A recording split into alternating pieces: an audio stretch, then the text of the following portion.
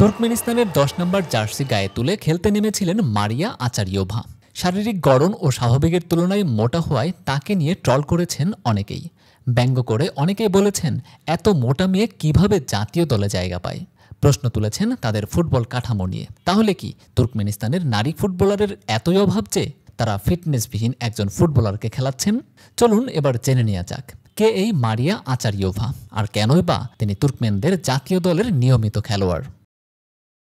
তুর্কমেনিস্তানের অনেক ফিট ফুটবলারের থেকেও স্কিলের দিক থেকে অনেকটাই এগিয়ে রয়েছেন মারিয়া। শারীরিকভাবে মোটা হলেও বাকি প্লেয়ারদের থেকে অনেক বেশি স্ট্যামিনা, ফুটবল সেন্স রয়েছে তার।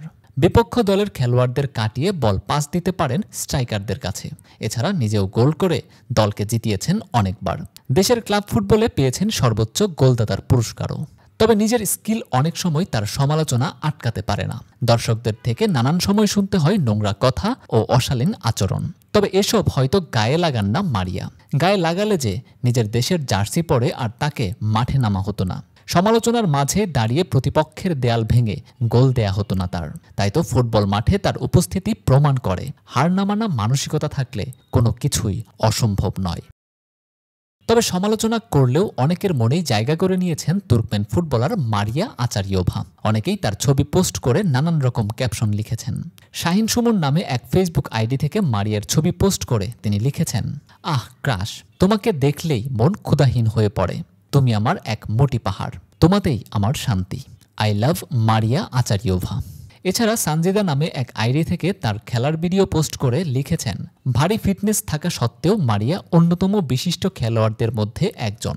সে প্রমাণ করে যে কোনো কিছুই আপনাকে থামাতে পারবে না যদি আপনি কঠোর পরিশ্রম করেন। মারিয়ার শারীরিক গঠন ফুটবল খেলার জন্য আদর্শ নয়, তবে মারিয়াকে খেলোয়াড় হিসেবে খুব খারাপ বলার উপায় নেই।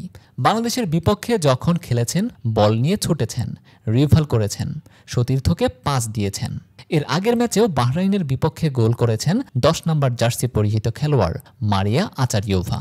তিনি তুর্কমেনিস্তানের নারী ফুটসাল ক্লাবের সর্বোচ্চ গোলদাতা ছিলেন।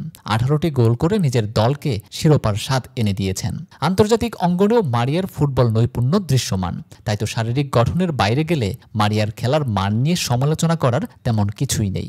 টেকনিক্যালি বেশ ভালোই খেলে থাকেন তিনি।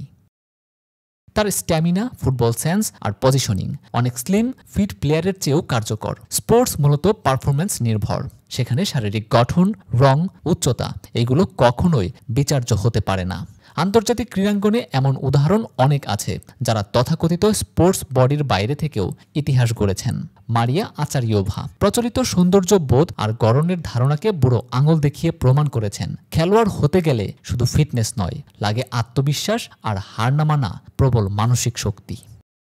খারাপ খেললে পারফরম্যান্স নিয়ে সমালোচনা করা যেতেই পারে, কোয়ালিটি নিয়ে প্রশ্ন তুলতেই পারে। তবে যা নিয়ে সোশ্যাল মিডিয়ায় চর্চা হচ্ছে তার সাথে খেলার কোনো সম্পর্ক নেই। সম্পর্কটা আছে নোংরা মানসিকতার সাথে। সবশেষে তাই একটা কথা বলাই যায়, খেলোয়াড়কে খেলায় বিচার করুন, শারীরিক গঠনে নয়।